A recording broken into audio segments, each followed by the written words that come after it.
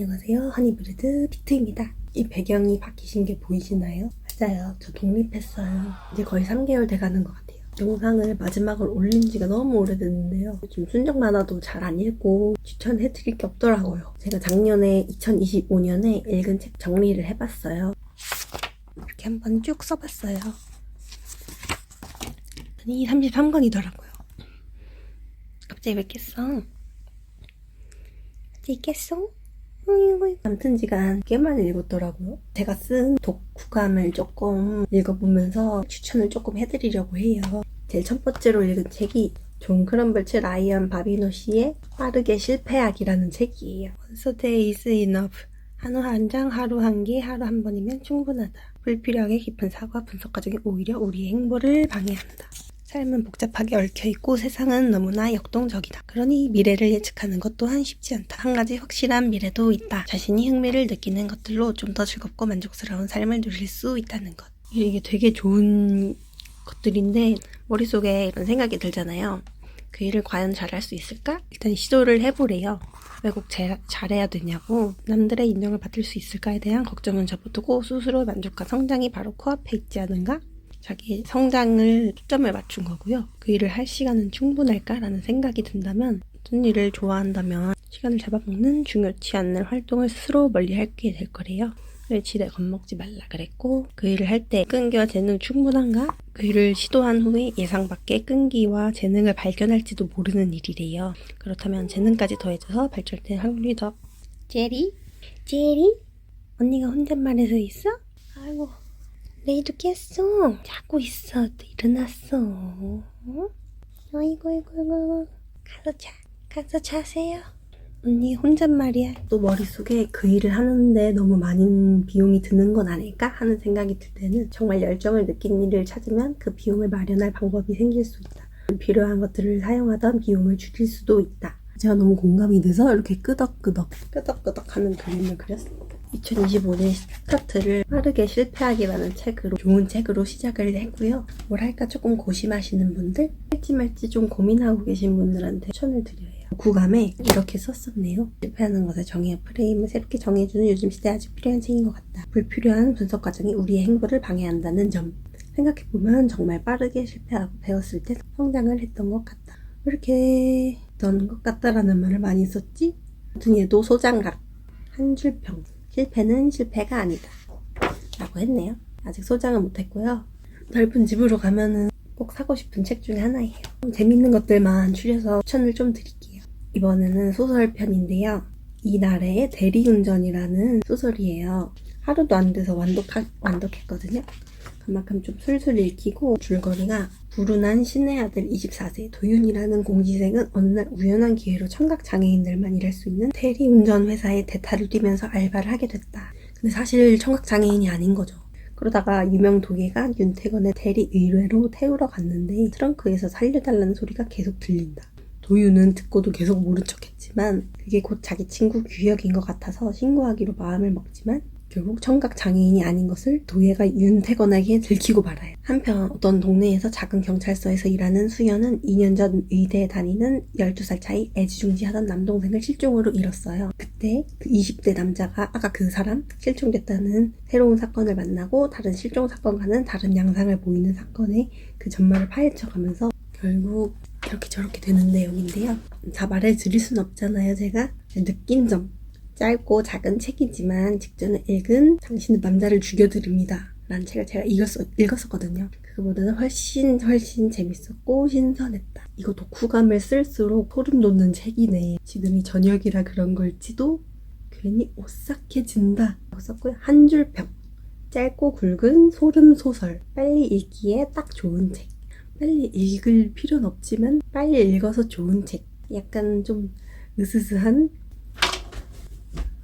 짧고 굵게 읽을 수 있는 추리소설 원한다면은 이나래 작가님의 대리운전 책 추천드립니다. 그리고 이거는 제가 흥미롭게 읽은 책 중 하나인데요. 최승훈 씨의 중국을 이기는 비즈니스 게임이라는 책이에요. 이 책을 보면은 겉모습은 비슷한 한국인과 중국인, 이 둘의 차이를 조금 알 수가 있어요. 한국인은 정의감의 화신들이래요. 근데 중국은 음모, 협작, 기만이 지저분하게 판치는 곳이라고. 수만 년을 쌓아 올려온 노하우는 학문으로까지 자리 잡을 정도로 무서운 곳이 중국이래요. 저도 읽으면서 되게 이런 차이가 있구나, 되게 흥미롭게 볼 수 있었던 책인 것 같아요. 중국에는 챈즈라는 공동체라는 단어가 있는데요. 이너서클의 의미가 강하대요. 우리나라의 동향, 동문, 혈연과는 큰 차이가 있고 관시라는 그런 걸로 연결된 개인들이 이기적인 생존, 변명하기 위해서 만든 비정규 조직이래요. 그래서 갈등, 대립도 불가피하고 연합이나 흡수도 과감하게 한다고 하는 이 책을 재밌게 흥미롭게 읽었던 이유는 중국인은 누군가를 소개받는 자리에서 상대의 신분, 역할 정확하게 파악하기 전까지는 격을 갖춰 대한대요. 이것만 들으면 괜찮아? 좋은 거 아닌가 생각할 수도 있는데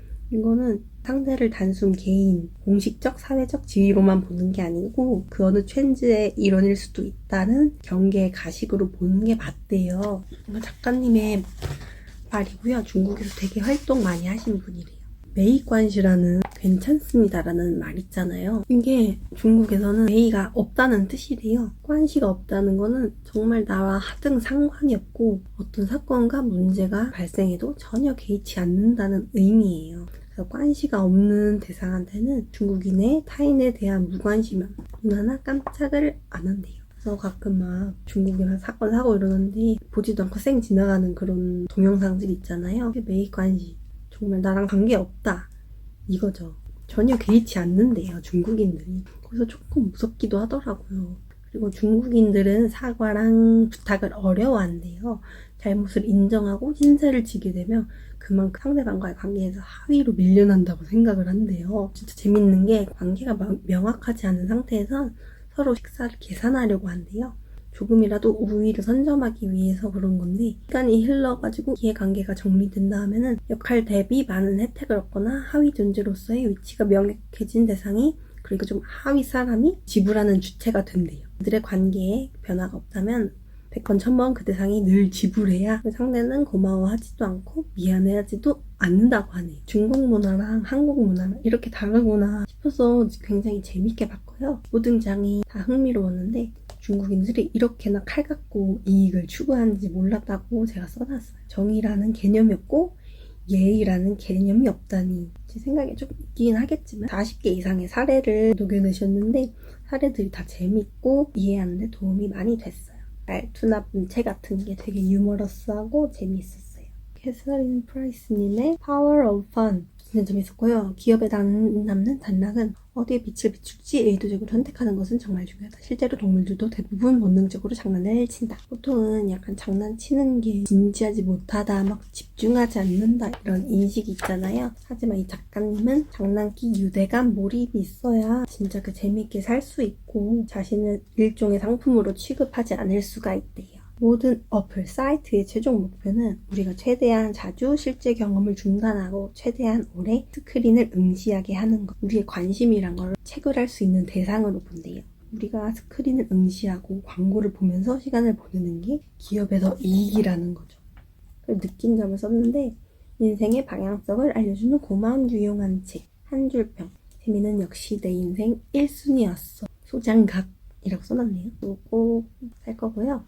네, 이거는 추천받고 본 건데 혈당 조절, 먹는 순서의 중요성과 효과에 대해서 얘기하는 책인데요. 햇바따로는 야채, 채소를 먹고 매 식사 끼니마다 두 번째는 단백질, 고기나 달걀을 먹고 세 번째는 지방을 먹고 탄수, 그리고 마지막으로 달달한 순서대로 식사를 하면은 혈당 수치가 들락날락하지 않고 잔잔한 그래프를 유지한대요. 글루코스 식단을 하면 염증 수치가 줄어들고 허기짐도 줄고 뇌 건강도 좋아지고 기억력도 좋아지고 노화속도 떨어지고 피부 좋아지고 치매도 예방되고 브레인 포그도 없어진. 제가 이걸 읽고 7, 8, 9, 10, 11, 12 거의 6개월 딱 됐는데 처음 2일차에는 10시 30분만 돼도 배고팠는데 50분까지 안 배고팠다. 이걸 실천했을 때 약간 뿌듯함도 있었고요. 지금 계속 하고 있는데 혈당이 낮아지나? 그건 잘 모르겠어요. 왜냐면은 제 일하는 데서 혈당을 한번 재보자고 다 같이 점심 먹고 한 1시간 반 뒤에 혈당을 재봤거든요. 전 당연히 글루코스 식단하고 있으니까 혈당 꼴등이 나올 줄 알았어요. 근데 웬걸? 제가 1등이 나온 거예요. 이거 진짜 효과가 있나? 약간 의구심이 좀 들어서 대충 하고 있어요. 그리고 진짜 2025년에 기억에 남는 책이 뭐냐고 묻는다면은 저는 이두원 작가님의 장편소설 타오르는 마음 이 소설을 꼽고 싶은데요. 타오르는 마음을 이번 연도 읽은 그로테스크 장르 소설 중에 제일 재밌게 본 것 같다 독후감을 써놨어요. 작가님이 쓰시는 문체도 너무 좋고 마음에 와닿는달까?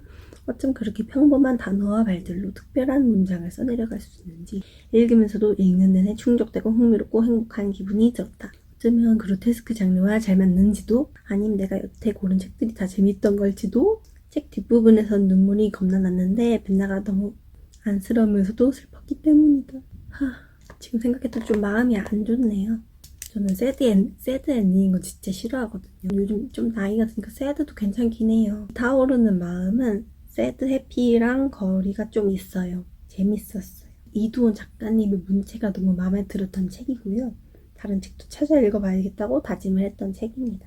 줄거리를 조금 얘기해드릴게요. 별 볼 일 없이 망해가던 고속도로 옆 한 마을에 살인사건이 발생한다. 마을은 살인사건을 주요 상품거리를 만들어서 해마다 축제를 열고 그걸 이용해 돈을 번다. 살인사건의 전말을 캐던 나조씨도 죽고 니주씨? 나조씨와 친하게 지내던 벤나는 나조씨의 죽음의 진실을 파헤치고자 한다. 친구 오기의 친형도 살인마에게 죽음을 당했다. 소녀 벤나가 고군분투 살인마를 찾아내는 이야기. 진짜 이두원 작가님이 너무 글을 잘 쓰시는 것 같아요. 그리고 바로 제가 러브 몬스터라는 소설책을 읽었죠. 이것도 유명하더라고요. 타오르는 마음과 비교해서는 조금 덜 재밌지만 역시 문체가 마음에 든다. 간결하고 읽기 편한데 마음에 와닿는 문체. 이두원 작가님의 다음번 작품이 너무 기대가 된다. 작가님의 섬세함, 감정과 생각들 유연하게 다루는 게 좋다? 라고 썼어요.